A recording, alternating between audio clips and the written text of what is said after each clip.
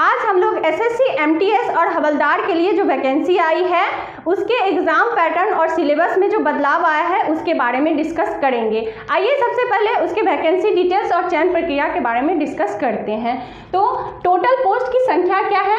Total post की संख्या है 11,409।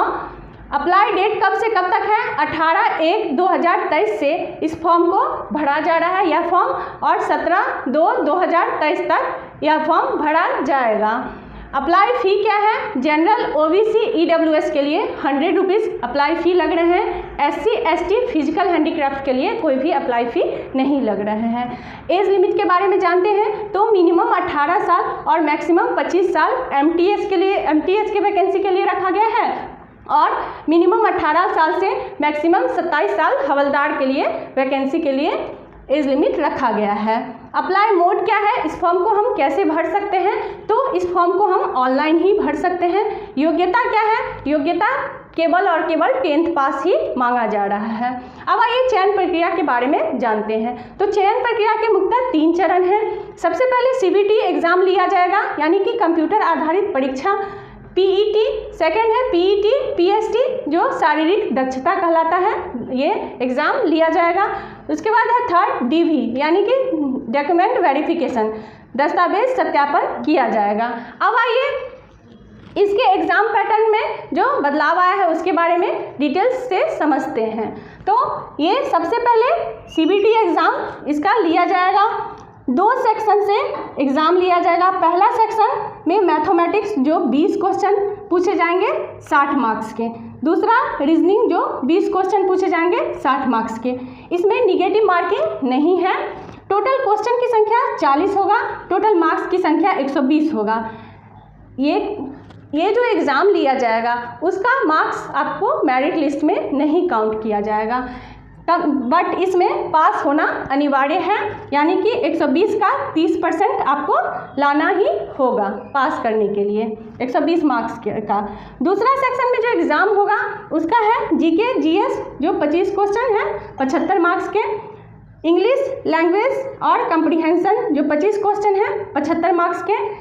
इसमें टोटल क्वेश्चन की संख्या 50 है, टोटल मार्क्स की संख्या 150 है। इसमें टोटल समय जो दिया जाएगा वो 45 मिनट का समय दिया जाएगा।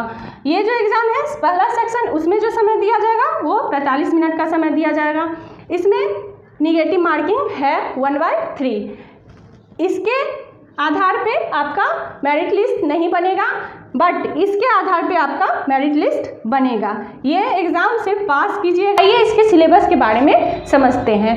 तो सबसे पहले मैथ्स में हमें क्या क्या पढ़ना है? मैथ्स में पढ़ना है संख्या प्रणाली, दशमलव और भिन्न, संख्याओं के बीच संबंध, टाइम एंड वर्क, अनुपात और समय, एवरेज, ब्याज, लाभ हानि और प्रतिशत, पूर्ण संख्या, त्रिकोणमिति, एचसीएफ, एलसीएम, लाभ हानि और छूट, मिश्रण, ये सभी हमें मैथ्स में पढ़ना है। आइए अब रीजनिंग में हमें क्या क्या पढ़ना है? तो रीजनिंग में पढ़ना है क्लासिफिकेशन, सीरीजेस, उसके बाद missing number, analogic, coding decoding,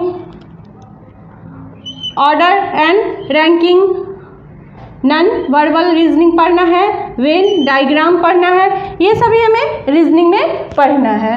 GK और जीएस में हमें क्या क्या पढ़ना है? तो जीके जीएस में पढ़ना है इतिहास, विश्व का भूगोल, संविधान, भारत का संविधान पढ़ना है, अर्थशास्त्र, सामान्य राजनीति, वैज्ञानिक अनुसंधान, पर्यावरण, भौतिक विज्ञान पढ़ना है, जीव विज्ञान पढ़ना है, रसायन शास्त्र पढ़ना है।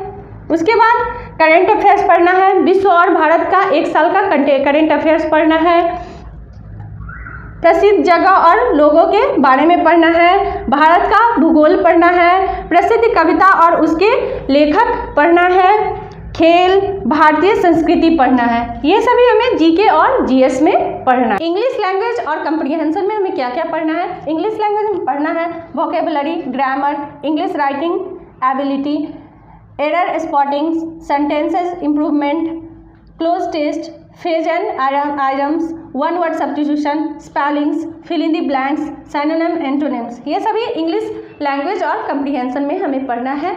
वीडियो को लाइक कीजिए, शेयर कीजिए और सब्सक्राइब अवश्य कीजिएगा।